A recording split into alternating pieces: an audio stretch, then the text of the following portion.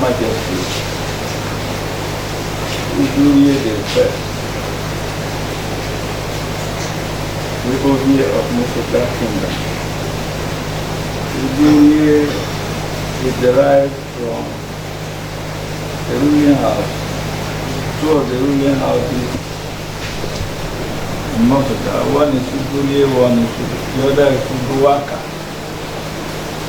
I come from Uduriye ruling house. That's why I'm Uduriye the First, the very first king to come from Uduriye ruling house in Mosogar Kingdom. See, my name before I became king,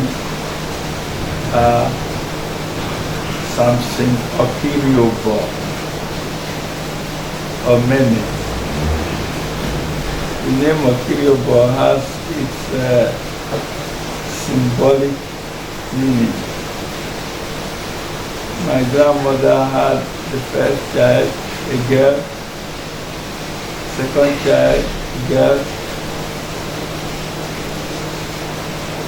Then the first child had a girl instead of a boy. By the time my mother had me, her first child, a boy, my grandmother now said yes. Mosogar was part of the kingdom. The former kingdom, before Mosogar was created, was made up of three clans, I think. Three sub-clans. The Mosogar sub-clan, the Gere Central sub-clan, and Ojobu sub-clan. At the time of installation, appointment and installation of the first king of Mosogar, of Jesse, it was agreed that after the reign of that king, his name then Agbamisa Atanaga.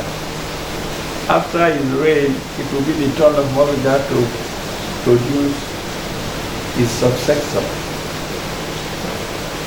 At his demise, instead of Mosogar being called upon to produce his successor, the Gere sub-clan wanted to have a second shot at the ovation. And so Mosogar, feeling very disappointed and unhappy, decided it was time for them to pull out of Gere kingdom and have their own kingdom. Fortunately, we had a very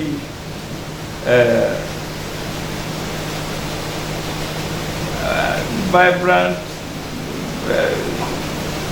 very effective Mosogar at that time in the person of Iboyota Amori, who was in government, and through his efforts it was possible. Of course, he was assisted by other prominent Mosogars. It was possible to get our own kingdom. We got our kingdom, and of course, they zeroed in on me, and I was invited to be their king. Then I just retired from government. So it was possible for me to make myself available to be their king. That's it. Principally farming. Farming, they are farmers and traders. Farmers, mainly farmers and traders. Not big time traders, not big time businessmen, but traders of work. But essentially, they are farmers. Not the big ones, not the big time industries. We have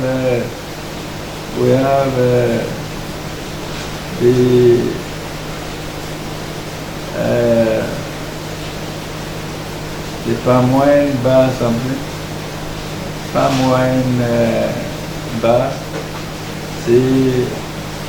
built for us by the government. Then we have the Gari market, again built for us by the government. Of course, in terms of education, we have the College of Education, which is government sponsored too. I think that's about all. That's about all. The others are established by individuals, like sawmilling, although we don't have much of that these days.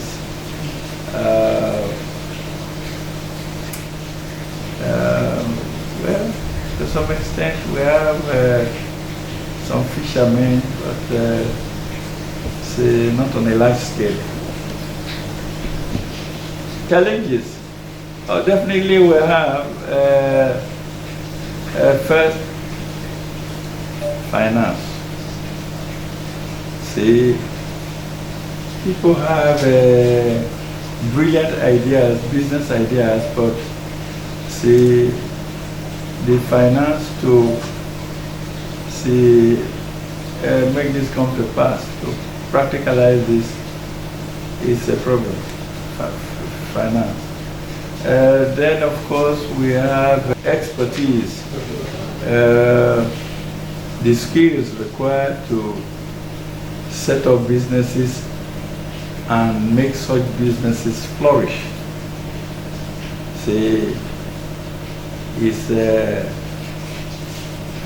It's not there in the right proportion, the right scale.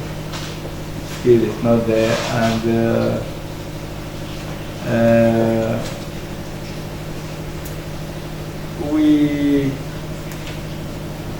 unfortunately, we don't have,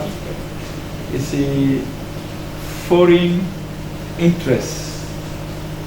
We don't have foreign interests. Otherwise, we have very fertile land for agriculture.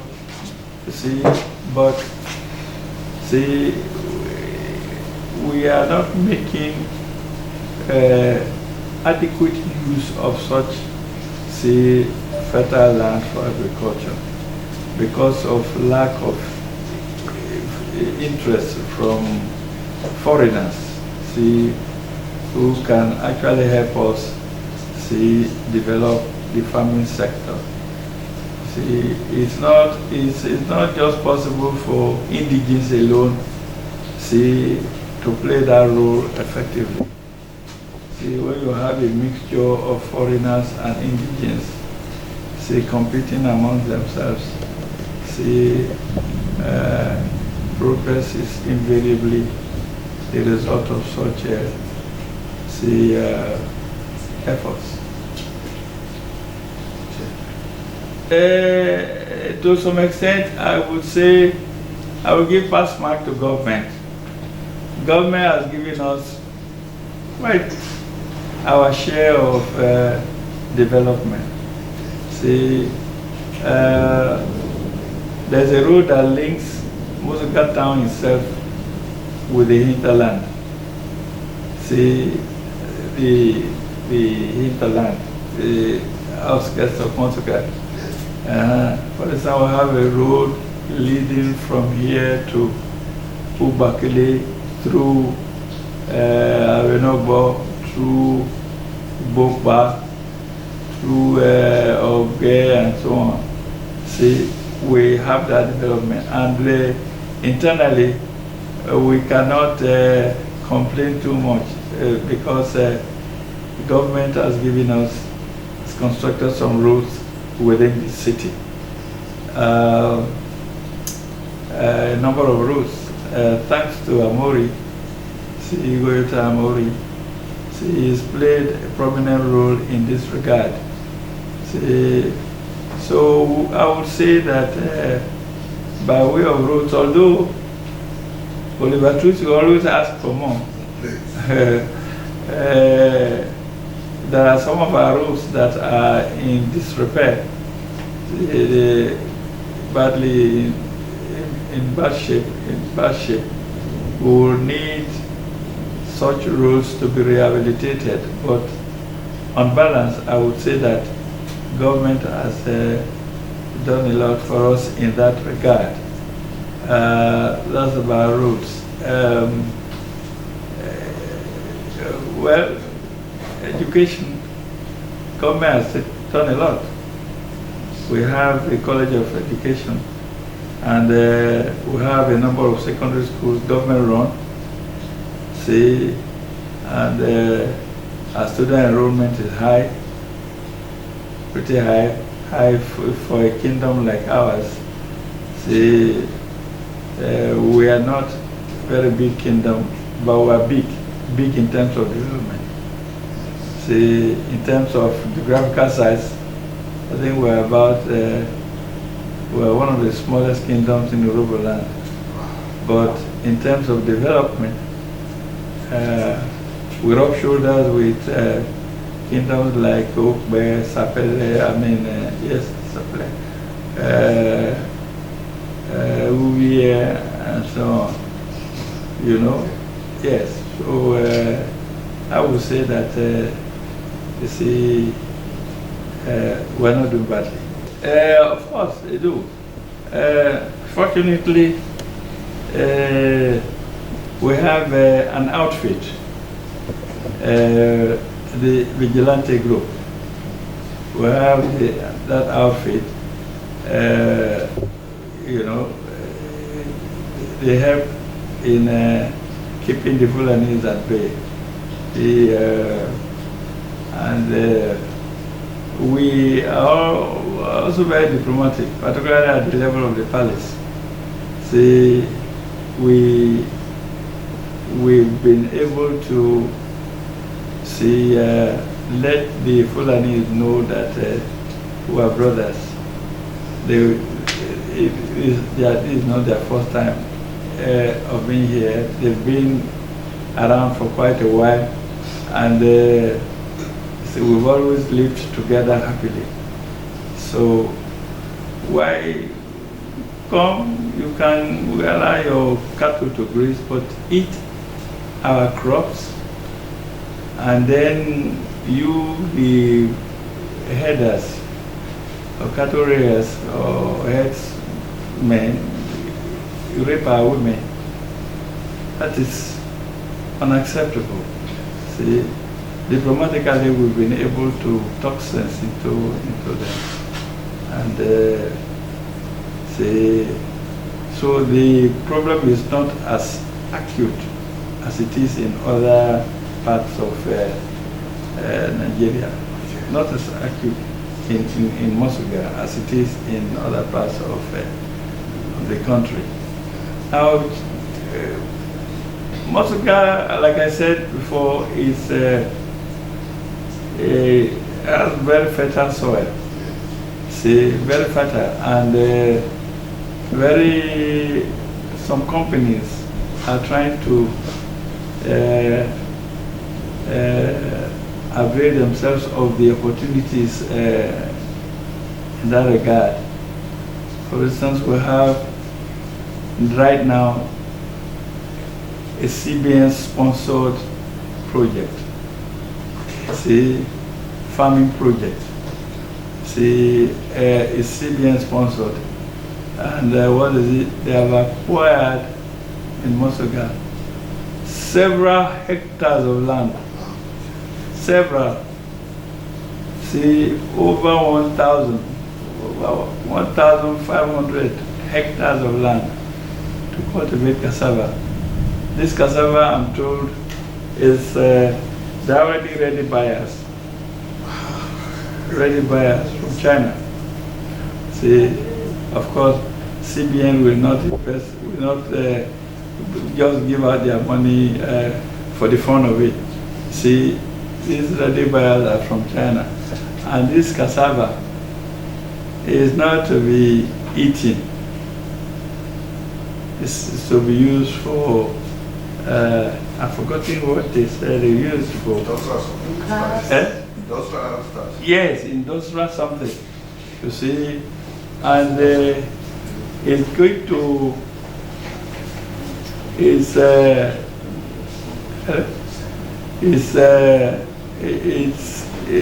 going to really boost the economy of this kingdom. See, because it's a multi-billion naira project. See, that is the big thing that is happening to us right now. Like I told you before, we have, say, a vigilante group. See, quite apart from that, see, we have sane politicians, cool-headed politicians who regard their kingdom as first priority.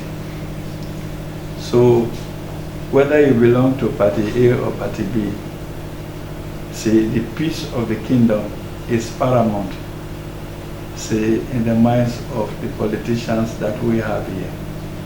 A big love. So they work together to ensure that there is peace in this kingdom. See, they make sure that the youths are mobilized positively towards positive ends. We have youths here, but they don't misbehave. See, the peace of the kingdom is uppermost in their mind. They work, see, in close collaboration with the vigilante group. See, so there is great synergy between the youths and the vigilante group. So we don't have the kind of disturbances that we have in other kingdoms. So I should count ourselves as lucky in that regard. The investors are inviting themselves. See, because the story of the fertility of Mosogar soil is widespread. See, apart from this one, I mentioned this particularly because it's a huge project and see, huge in conception and huge in expected yields. Now we have other investors like those that have acquired lands for palm trees. See, they have plantations. See, palm trees plantation. There's one, although we're in court with him because it's not meeting all our needs. You see, so we have quite a number. See, until recently, the Hebrew organization acquired quite a large expanse of land in Mosogar. You know, although with the demise of the principal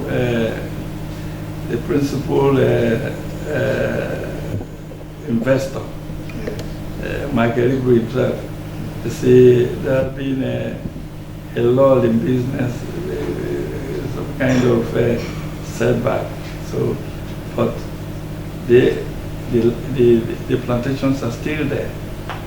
See, and we have those coming to us to acquire, see, a large expanse of land. We call it Jatomos land.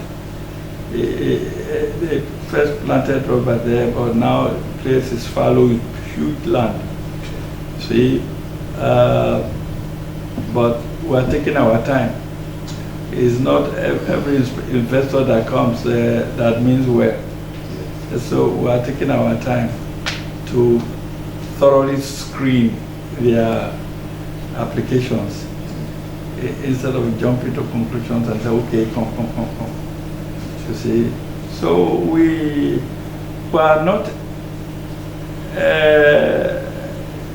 we don't lack, see, investors. They disturb us almost by the hour. Okay. Yes, we don't lack them. Mosogar is strategically placed. It's strategically placed. What do I mean by that? See, you can access almost every important part of the country through Mosogar. You can access Port Harcourt, Akwa Ibom,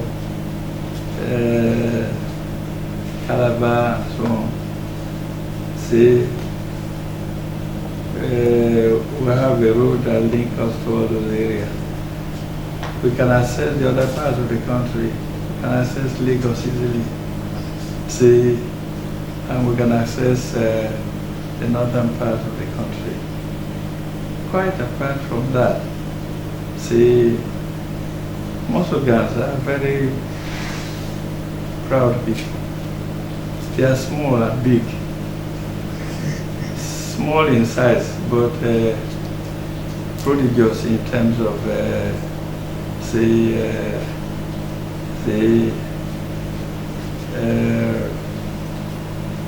in the way they comport themselves.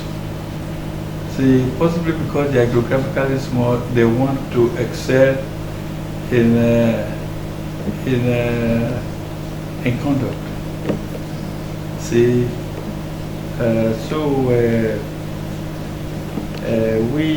that is what and how we are. We are not noisemakers, but we like to be fed. See, by our neighbors. So, see, because of that, see, we are respected our neighbors. See, we are the respect of this. We are the robots. See, maybe an additional fact is that Mosogar appears to be the first kingdom, I'm sorry to say this, to have a top civil servant as their king, retired civil servant at federal government level. See, I don't want to mention my rank. I will be blowing the trumpet too much. You see, so we are unique in that sense. The way we comport ourselves, we don't, although we are geographically small, see, we want to be seen and felt as big.